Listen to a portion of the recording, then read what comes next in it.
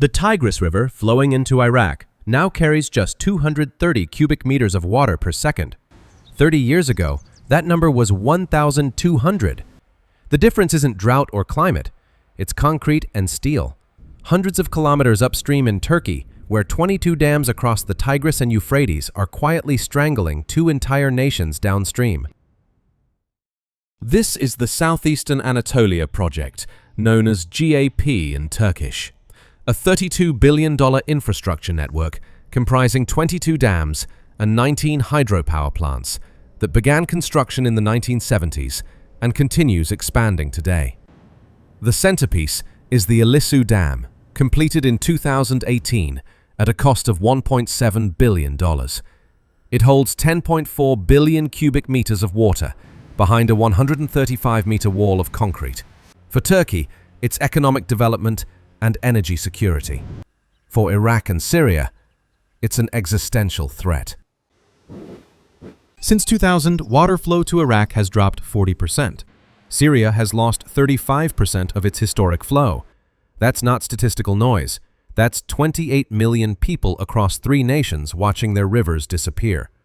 Iraq's Ministry of Water Resources confirmed in January 2024 that the Tigris flow at the Turkish border measured just 230 cubic meters per second during critical irrigation months, compared to historical averages of 1,200. The math is simple and devastating. Iraq is receiving less than 1/5 of the water it needs. The Mesopotamian Marshes tell the story in stark visual terms. Once covering 20,000 square kilometers, these UNESCO World Heritage wetlands were the world's largest marsh ecosystem, home to the marsh Arabs for 5,000 years and a critical biodiversity zone. Today, 90% of that area is gone. Satellite imagery from 2024 shows vast expanses of cracked earth, where reed beds and waterways existed just 2 decades ago. Turkish dam operations didn't start this collapse. Saddam Hussein's drainage projects did much of the initial damage in the 1990s. But Turkey's upstream control has made recovery impossible. The human toll is measurable and accelerating. Agricultural productivity in Iraq's Diyala and Wasit provinces declined 58% between 2019 and 2024.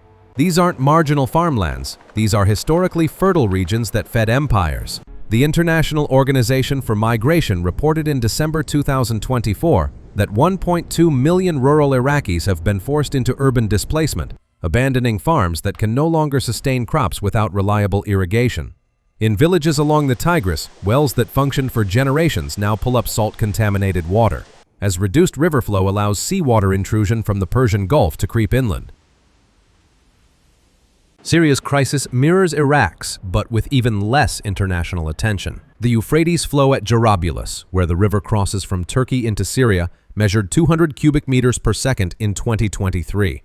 In 1990, that same crossing point recorded 920 cubic meters per second. 5 million Syrians in Raqqa, Deir ez-Zor, and Hasaka governorates depend on this water for drinking, sanitation, and agriculture. Here's where international law completely breaks down. The 1987 protocol between Turkey and Syria guaranteed Syria 500 cubic meters per second. Turkey is delivering 200. The protocol has no enforcement mechanism, no arbitration process, no penalty for violation. It's effectively abandoned. Iraq has it worse. No formal water-sharing treaty with Turkey exists at all, despite being the most downstream and most vulnerable nation in the basin. If this feels unjust, subscribe to see how geography determines who controls water and who suffers without it. Turkey's legal position is clear and uncompromising. Ankara refuses to recognize the Tigris and Euphrates as international rivers, instead classifying them as transboundary watercourses over which Turkey claims sovereignty. The distinction isn't semantic. It's the difference between a shared resource requiring negotiation and Turkish property requiring nothing. Turkey's official stance is that water sharing should be part of broader political settlements, linking hydrology to Syria's Kurdish autonomy issues and Iraq's border security. For downstream nations with immediate humanitarian crises, this position is stalling while people go thirsty. Summer 2021 demonstrated exactly how weaponized this system can become. During a severe regional drought, Turkey reduced Euphrates flow to Syria by 50%. The Tigris Dam reservoir in Syria dropped to dead pool levels, so low the turbines couldn't function. Electricity generation crashed 70%. 3 million Syrians lost consistent power during heat waves reaching 48 degrees Celsius. Hospitals ran on backup generators. Water pumps stopped. The crisis wasn't natural disaster. It was controlled from Ankara. The broader pattern is unmistakable. As of 2025, the Intergovernmental Panel on Climate Change projects that rainfall in the Middle East will decrease 15 to 20% by 2040. Population growth in Turkey, Syria, and Iraq continues. Demand rises while supply falls, and the nation controlling the dams holds all leverage. The 1997 UN Convention on the Law of Non-Navigational Uses of International Watercourses established principles for equitable sharing of transboundary rivers. Only 37 nations have ratified it. Turkey is not one of them. What we're witnessing isn't a dispute over percentages. It's the slow-motion collapse of agriculture, ecosystems, and human communities across Mesopotamia, the birthplace of civilization, now watching its rivers run dry, because another nation built dams upstream and faces no consequences for turning off the taps.